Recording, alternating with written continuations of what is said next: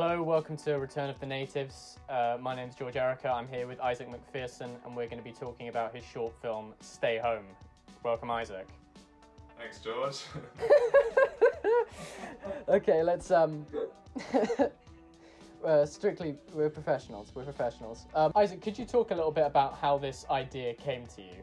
It pretty much came from living in and around Dorset and the kind of strange disconnectedness that I experienced, from everything happening in the news and everything happening in the world at that time, about how much living in this kind of area meant to me, and everything, the kind of natural beauty and stuff. And then on the flip side, I was thinking a lot about people that trapped in kind of these kind of claustrophobic kind of urban areas, and just how awful it must be. And there was this whole attitude at the time from my grandparents about when the kind of the first lockdown kind of started to ease off, people coming to have holidays in Dorset, and kind of fear of these kind of urban centres. And I just thought it was quite an interesting kind of odd time.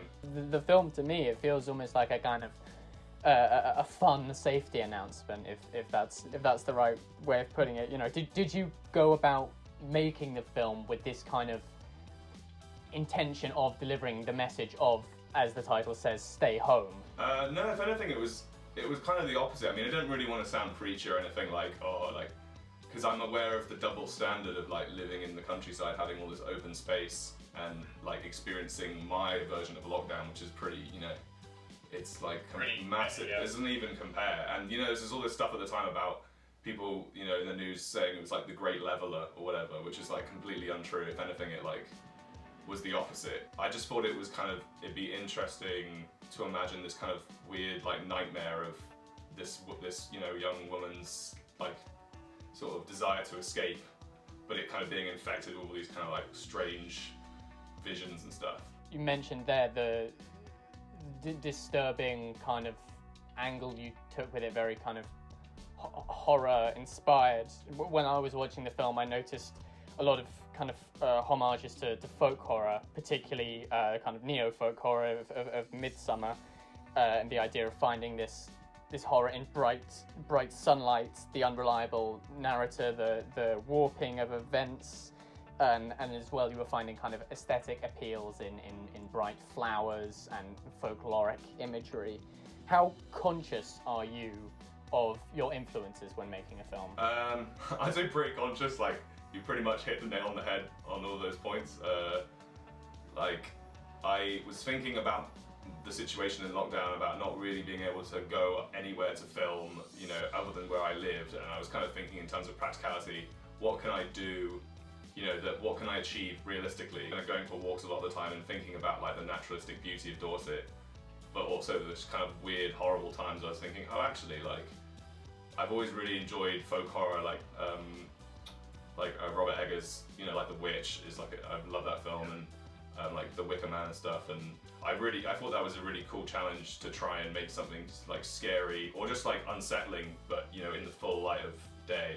I'm still very much wearing my influences on my sleeves. You never stop. Yeah, exactly. I'm sure. Yeah, I'm sure it takes so long to develop a kind of style that you can really maybe call your own a little bit. So Robert Eggers, you mentioned The Wicker Man. Who would you say were kind of your biggest influences, both for this film and kind of in general? Robert Eggers definitely more recently. I've really enjoyed a lot of his films. Lynch's kind of sort of surrealist visual style, I think, I really love that. I don't know if that's the direction I'd like to go in forever, but I really like what kind of horror has what kind of people are doing with horror a lot of the time. It's become quite existential. Well, there's a thing with horror in that it can be a truly, as you mentioned, surrealist genre. You can take on these kind of abstract images and make them literal in a way you can't really with any other genre, because very few are as stylized. You could maybe do it with a musical, but then there's also the kind of thing of when body horror came along, you were able to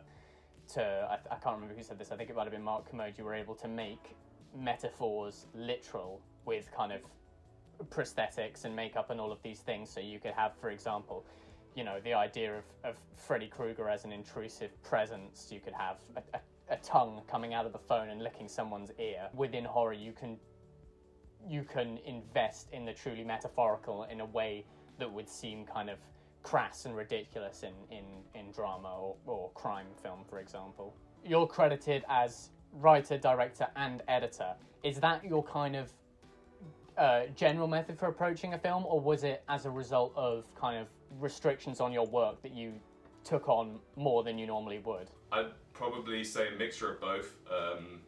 I think like the writing stage I find quite difficult, and like in this film there isn't very much dialogue because I didn't, I find I'm not that confident with that, aspect yet. I would like to be eventually, but I think it might be the case of maybe partnering up or teaming up with someone else. I think the editing, I think, is the area I'm most comfortable with, and I would like to have, I think that will always be the approach I take to it. The edit's like so important, and really, like, I think it's half of it really. Ultimately, that is the approach I would like to take, but also, you're right, it was just kind of, it was really impossible.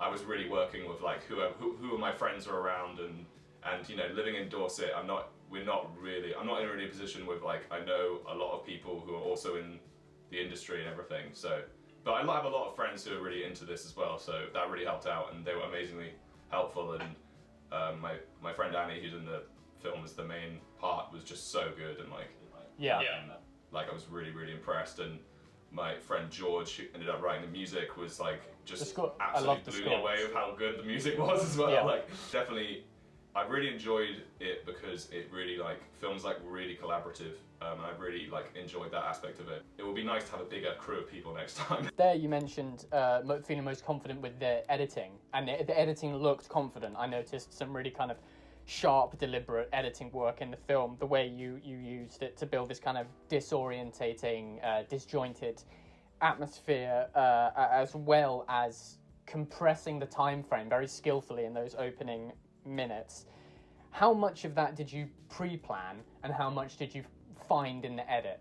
I did like a previs of most of it, like a kind of visual storyboard. Yeah, some of it definitely came about in the edit. I left myself enough space to mess around with because I knew I wanted to sort of lean into like the dreamlike quality of it. There were a couple of things that I actually went and sort of like reshot and put in after working in the edit and thinking, oh, this would like, that'd be really cool if there was this like thing here that I hadn't thought of before, but now looking at the edit, it totally would work really well. It's good to have like some sort of plan, but I like to be able to like leave a little bit open so you have the opportunity to sort of improvise. No, I was going to ask whether you used storyboards. So did you storyboard kind of sections, or was it a complete visualization of the whole thing? Pretty much a complete visualization of the whole thing. I used like editing software and music and made like a kind of picture storyboard, which worked really well actually. That was like really, really helpful. And then I could kind of refer to that and kind of think about it when going on location and stuff, and you have that added time pressure. It was really, really helpful. You had some great locations in the film. I recognised a few of them, some of them I didn't. I recognised kind of the quarry near Seacombe and Purbeck. That's one of my favourite places to shoot. That's a beautiful spot. And where else did you shoot, just out of interest? In the surrounding area I live, there's just so many amazing spots where I was walking and just thinking like, wow, this is so amazing. Like, finding all these new incredible walks and being like, this is such a good like location for like kind of creepy folk horror. So that was all kind of based in around Halstock kind of area, and then we went to Poole which was kind of meant to be like the London sort of area for like the kind of drone shot of the high rise, big kind of forest area near Bournemouth. That was just amazing. It has this really kind of unique look to all of the kind of vegetation and stuff. There were a lot of locations, like a lot of travelling and stuff, which I don't know, I really enjoyed doing that because it gives it a bit of visual variety and stuff. Well, the locations are kind of, when you don't have money, locations are all you've got, and a location, particularly like Seacombe, is kind of is worth however many thousands of pounds you can throw into a set. That's the real deal. It's got a real kind of elemental vastness and impressiveness to that spot. So, I think your idea of going to all these different places and using them to give the film its kind of production value, I think was a really, really smart decision. And also showcasing the beautiful Dorset surroundings, which is what the festival's all about, folks. I think that's it. Is there anything we can look out for in the future from you? Yeah, I mean, I'm hopefully going to be starting a new project in the next couple months.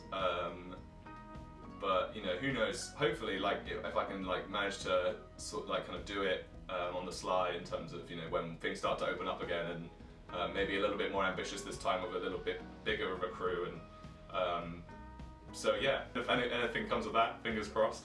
Brilliant. Okay, well, thank you everyone for tuning in. Thank you for watching the movie, and that'll be it from us, I think.